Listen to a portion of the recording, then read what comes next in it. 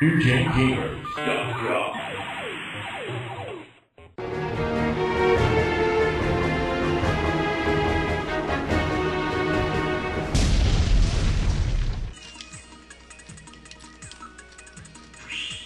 And our little companion Metal Gear there. Yes, yes.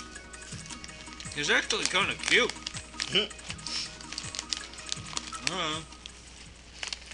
Now departing for the abandoned factory. Woo! Abandoned factory! Yeah, this had one of the better, probably the best story going on the Sega CD. My first day on the job, and now Good voice work. Good, snatcher. drawing. Animation. Yeah, animation. This guy really is a snatcher.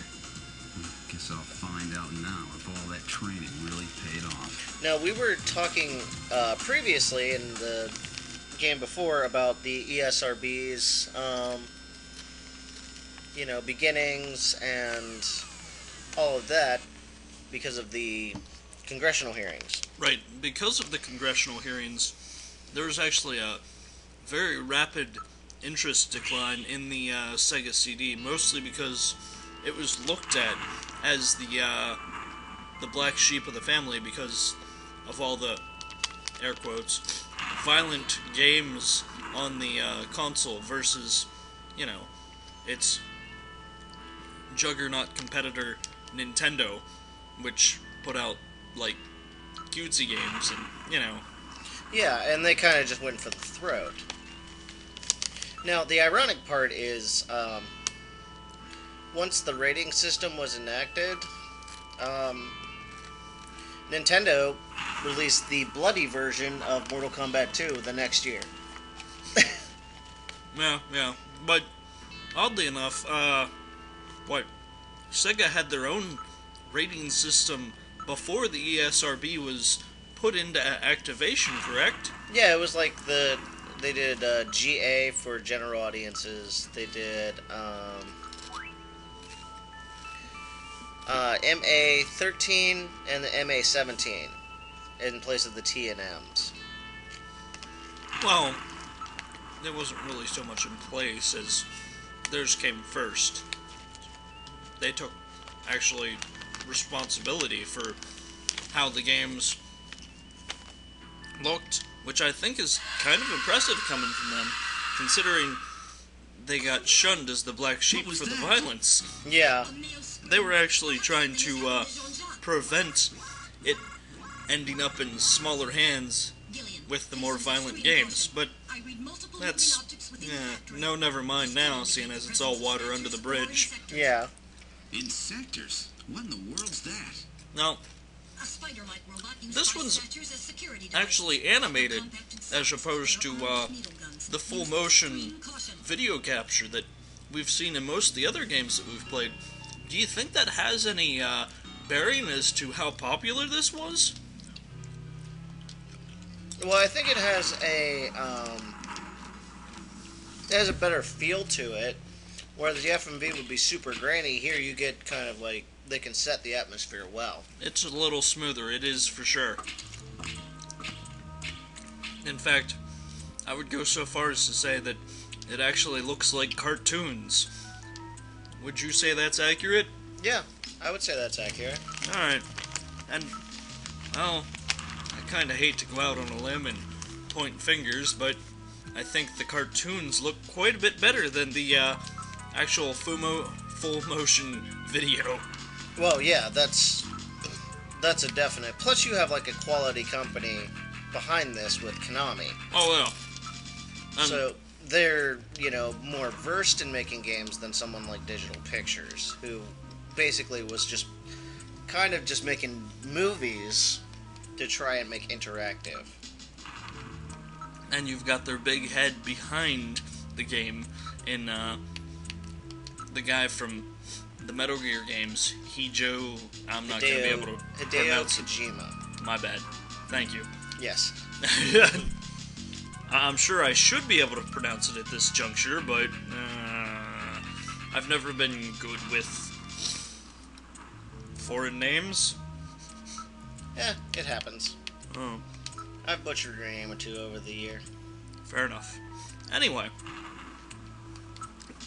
probably doesn't help that they also put out a wide variety of variations on the systems to try and, suck more people in, but it didn't quite do that. I think it had more of the opposite effect. Like, there was the JVC Wonder Mega.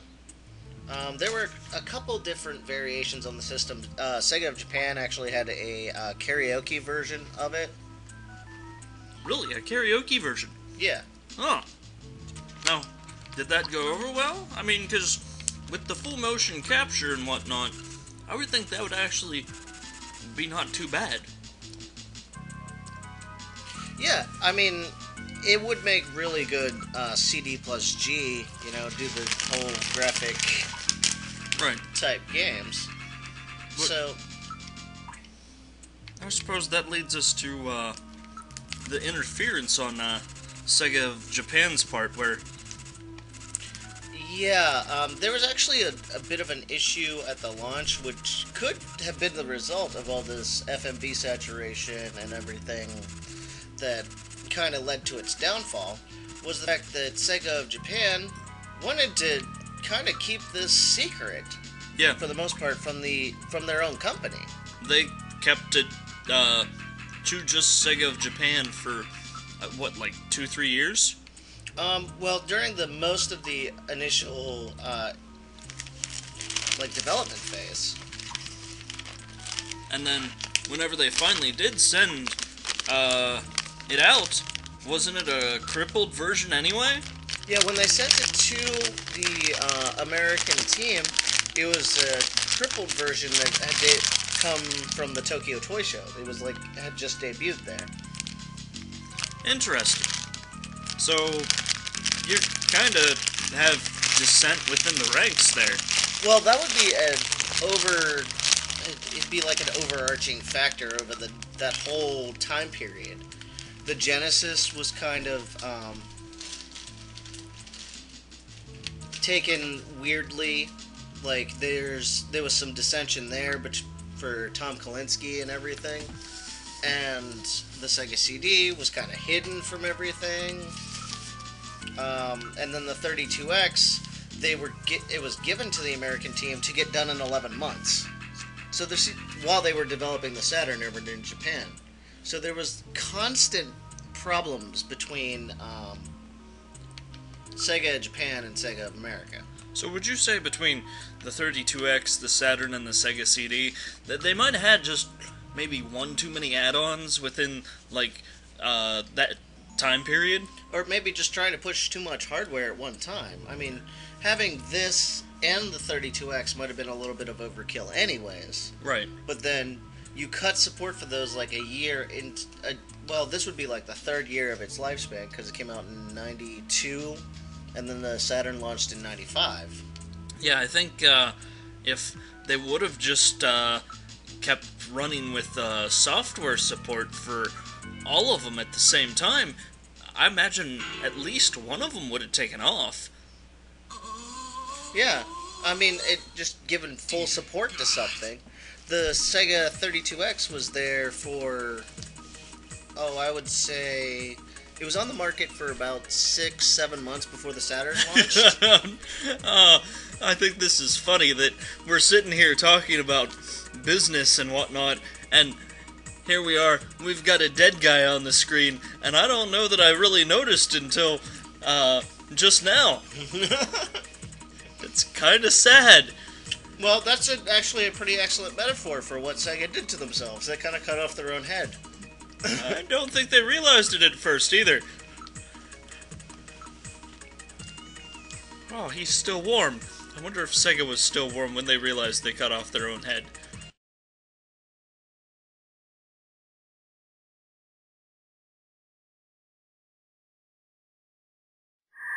NewGenGamers.com